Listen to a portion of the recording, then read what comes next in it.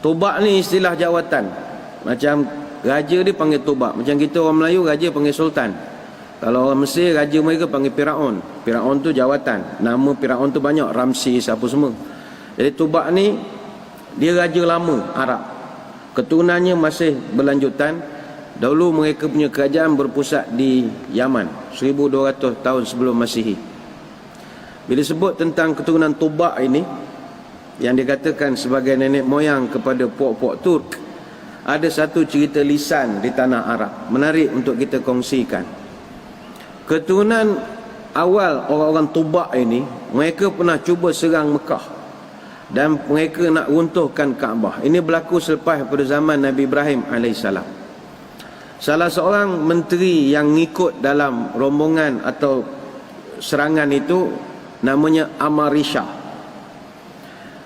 Dekat nak sampai dengan Mekah, Raja Tobak jatuh gering, sakit. Dia masa tu diceritakan dia ni pening kepala sampai keluar cecair daripada mata dengan hidung.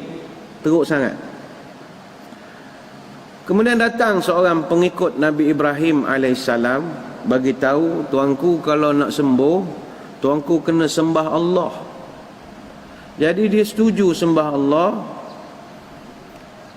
Kemudian sakit dia pun baik. Dia ringkaskan cerita, sejak hari itu dia jaga habis kebajikan orang-orang Mekah. Lama dia di Mekah, dia pindah pula ke Yathrib, Madinah hari ini. Dan ada 400 orang pengikut dia kekal duduk di Yathrib ketika itu. Dan Raja Tobak ini, dia diberitahu bahawa akan muncul satu orang Nabi akhir zaman. Jadi dia begitu semangat nak berjumpa dengan Nabi akhir zaman. Duduk di Yathrib, duduk di Madinah. Tapi dia ni zaman Nabi Ibrahim berapa jauh dengan Nabi kita? Adam, Idris, Nuh, Ibrahim, Lut, Ismail, Ishak, Yaqub, Yusuf, Ayub, Syuaib, Musa, Harun, Zulkifli, Daud, Sulaiman, Ilyas, Nuh, Zakaria, Yahya, Isa, Muhammad. Berapa?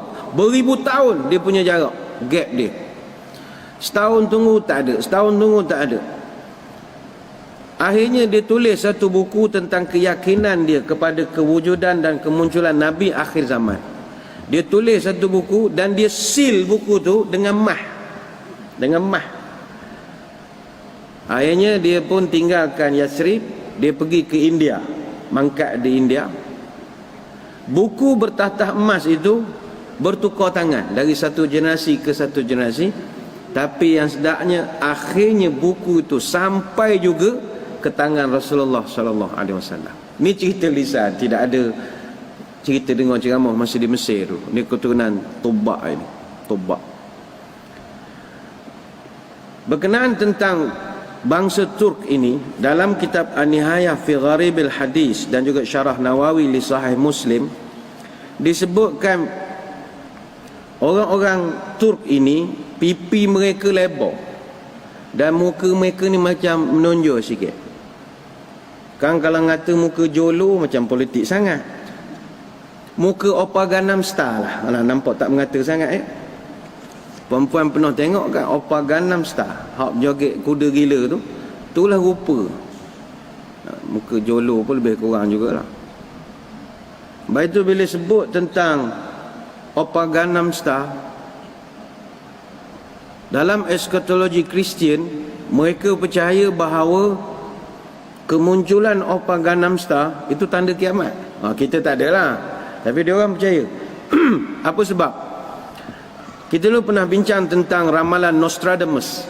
Nostradamus ni Michel de Nostradam. Selama 400 tahun dia punya tulisan orang kaji, dia dapat meramal tentang beberapa perkara dan benda itu jadi kenyataan. The Sleeping Dragon, China yang bangkit dan macam-macam lagi. Dalam eskatologi Kristian, dia ada bab The Four Horsemen of the Apocalypse dalam buku New Testament.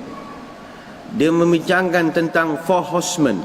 Ada 4 orang berkuda. From the calm morning the end will come. Pada waktu pagi yang tenang kiamat akan datang. When of the dancing horse the number of circles will be 9. Itu ada dia punya ramalan dia. From the calm morning, pada pagi yang tenang berlakunya kiamat, datanglah benda itu. Yang sedapnya PSI, penyanyi yang Opa Gangnam Style. PSI ini asal dari Korea.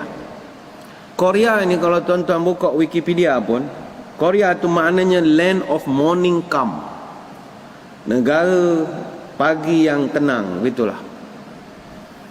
Dan Oppa Gangnam Style itu pula dia joget, sebenarnya tarian tu tarian kuda gila. Orang naik kuda, perhatikan tarian dia. Itu dia menggayakan orang naik kuda, tapi gila lah, pusing tali, kakinya dihentak-hentakkan marching. Itu yang disebut when of the dancing horse, akan datang kuda-kuda yang berjoget.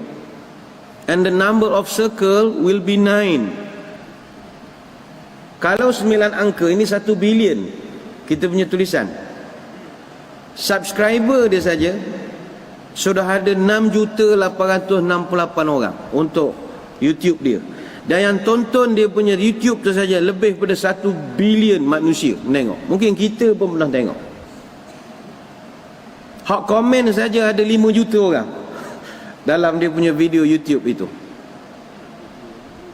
Dia cuba nak cecah 2 bilion viewers, tapi gagal.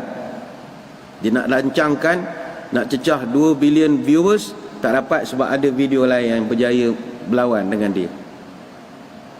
Dan ingat 1 bilion ada 9 Tapi ini bukan kajian kita orang Islam, ni kajian eskatologi Kristian. Dia percaya bahawa Oppa Gangnam Style itu adalah tanda kiamat. Itu kajian dia lah.